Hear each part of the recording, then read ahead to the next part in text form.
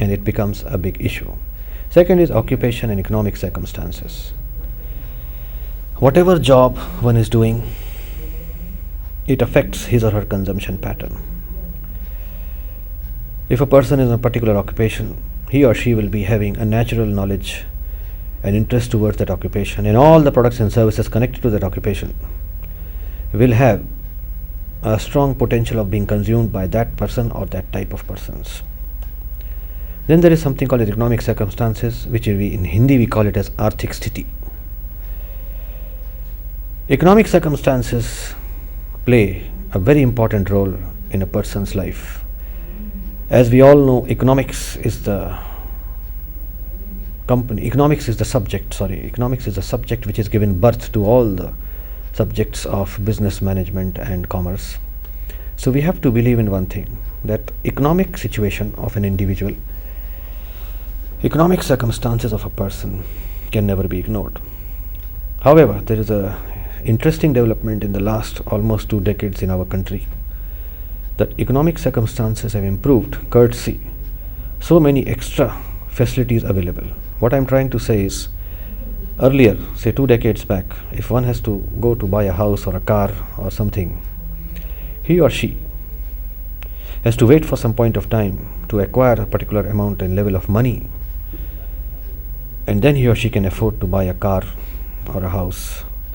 Nowadays, because of institutional loan facilities available all over, from banks and financial institutions, which has got legal sanctity all over the country, one can think of buying a house and a car, and not only one but 2 or 3 houses or cars by the time he or she reaches in his or her mid-30s, which was earlier, 30-40 years back, unheard of.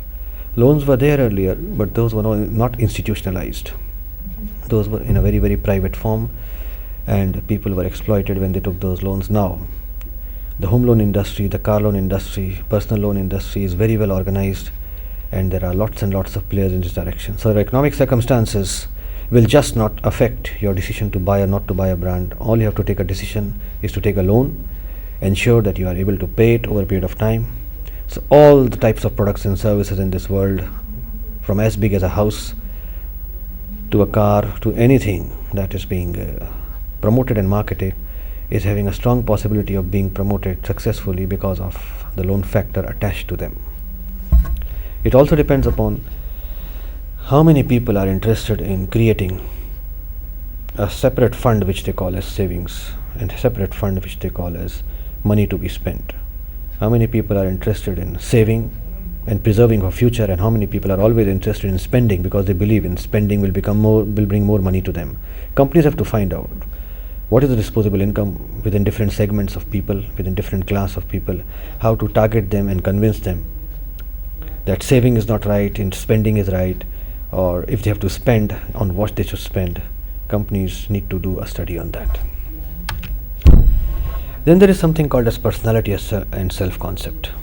What actually matters is, individual personality traits do influence a person's buying behavior.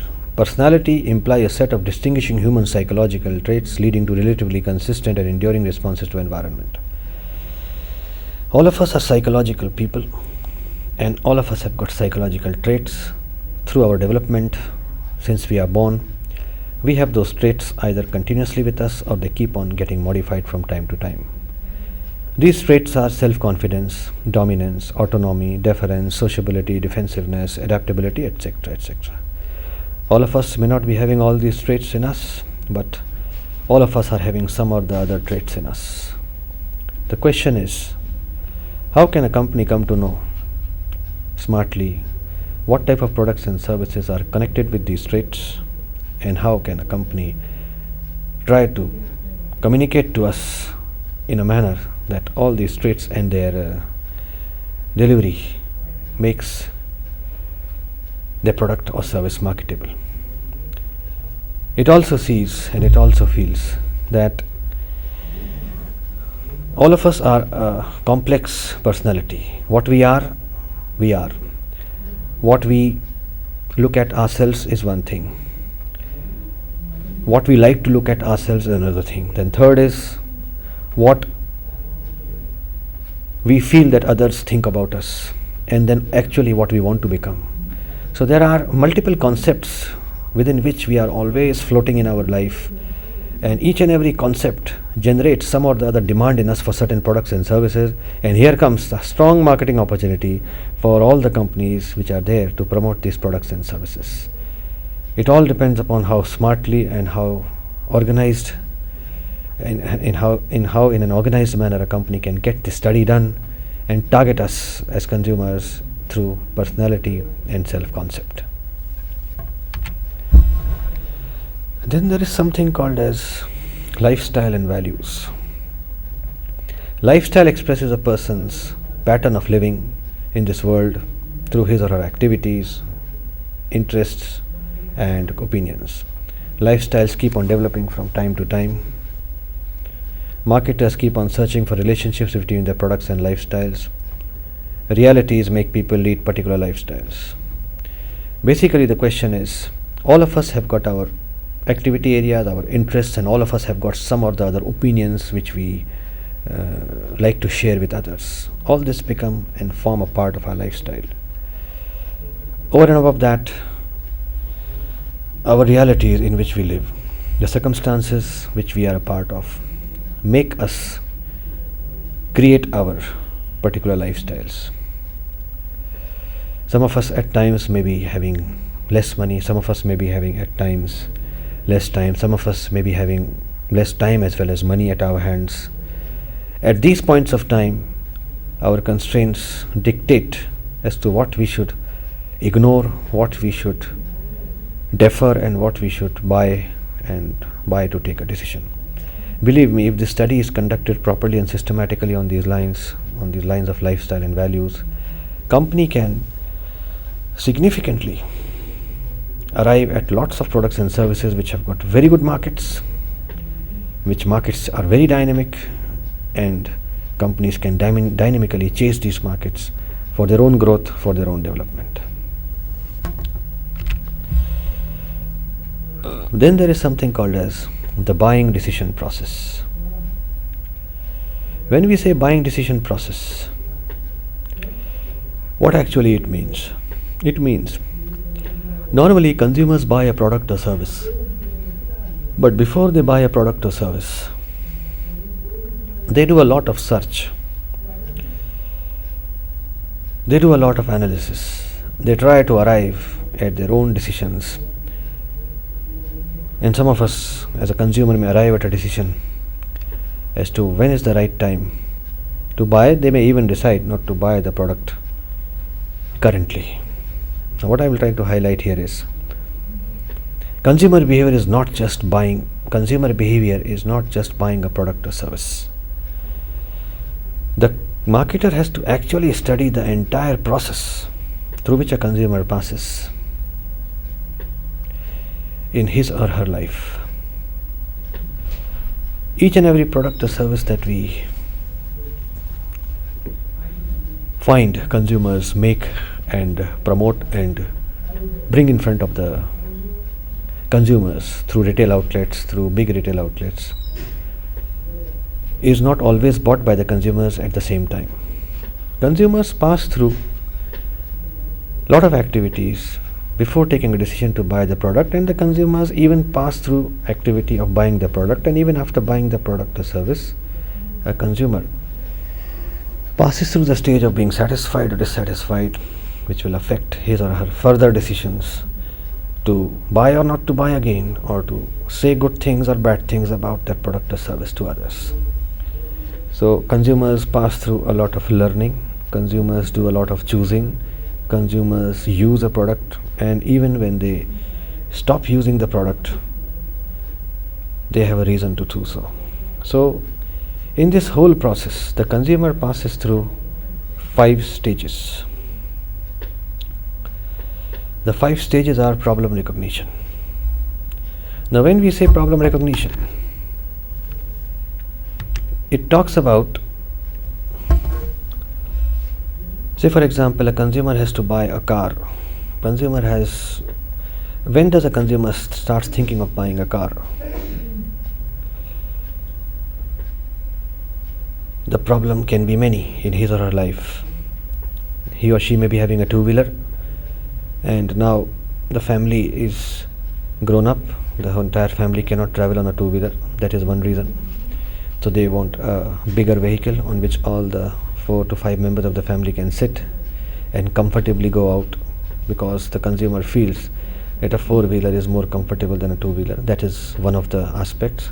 Second aspect of problem recognition is that consumer already wanted to buy a car, but consumer was not aware, consumer was not having the ready money to go for the car, consumer was not having the willingness to take a car loan, because he or she was in a dilemma whether to go for it or not. Another aspect of problem at the time of taking a decision to buy a car may be a factor of envy in the mind of many consumers. Whether you agree to it or not, many times we buy certain products or services because of the fact that someone else is having it, our neighbor is having it. When he or she can have it, why can't we have it? There is a factor of jealousy and envy in many of us as consumers. So although we may not be needing a car at a particular point of time, but just to satisfy our envy, to satisfy our jealous form, we buy it. That is one of the reasons. There can be many other reasons. So consumer may be having a number of problems which we call as reasons, where thing comes to his or her mind that now this particular product or service is required. It is not just in automobile, it can be in consumer durables, it can be in FMCG products, it can be in kitchen appliances, it can be electronic products, it can be in anything. Every consumer buying process starts with some problem which he or she or the family as a unit identifies, and they try to think what can solve that problem. After the consumer as an individual or the family as a unit of consumer is clear as to what is the problem, according to them they also arrive at a conclusion that what can solve that problem.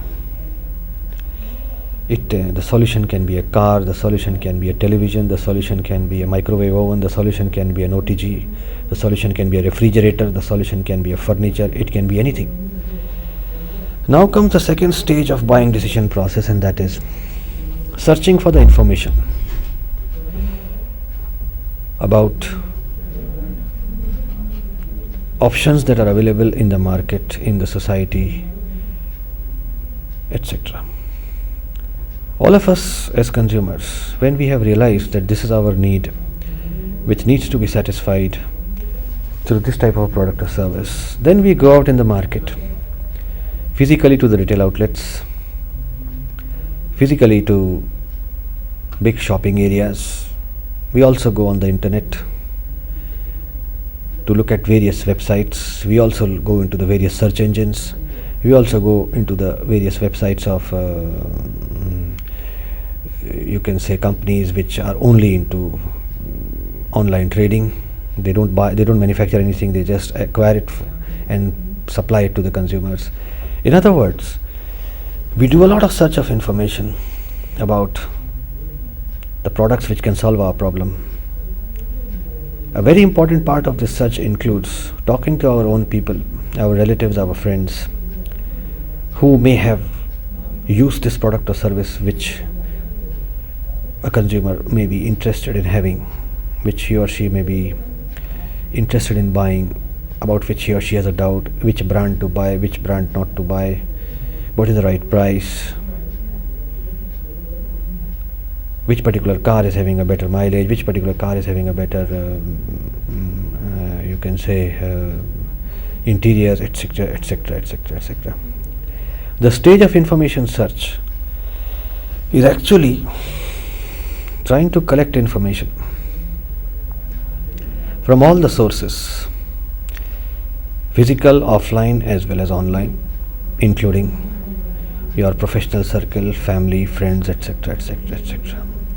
At the end of the second stage of buying decision process, Consumer is having a lot of information in the form of material, in the form of discussion, in the form of downloaded stuff, in the form of opinions, in the form of factual data, in the form of brochures, in the form of so many things. Now comes the stage of what to do. After all,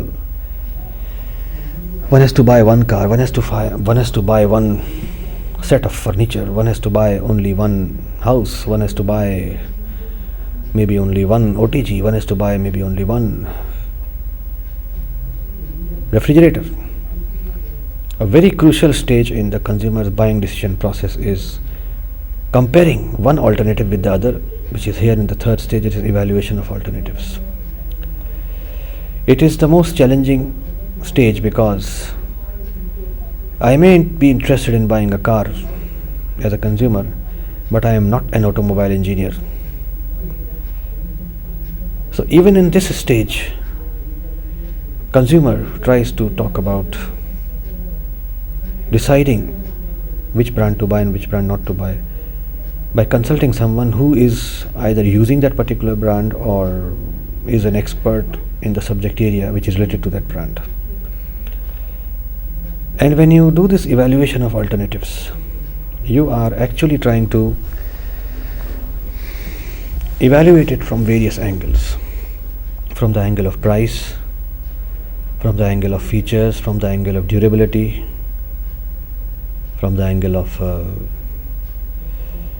resale value, and many angles. The whole issue is, say for example, when we talk about the word car, now some of us buy a car as a consumer only to get it replaced after some months, or maybe after a year, or maybe after some years, because car buying is a habit of some people. On the other hand, some of us buy a car because we want it to be preserved as an item or as a product which had a special reason. Everything that we buy in our house, some of us as consumers, when we buy something in our house, is because of some reason, because of some special occasion. So we are not buying that thing to sell it off or dispose it off. So there is a sort of emotional or sentimental attachment to something that we buy. Now whether we are buying something as an emotional attachment or a sentimental attachment,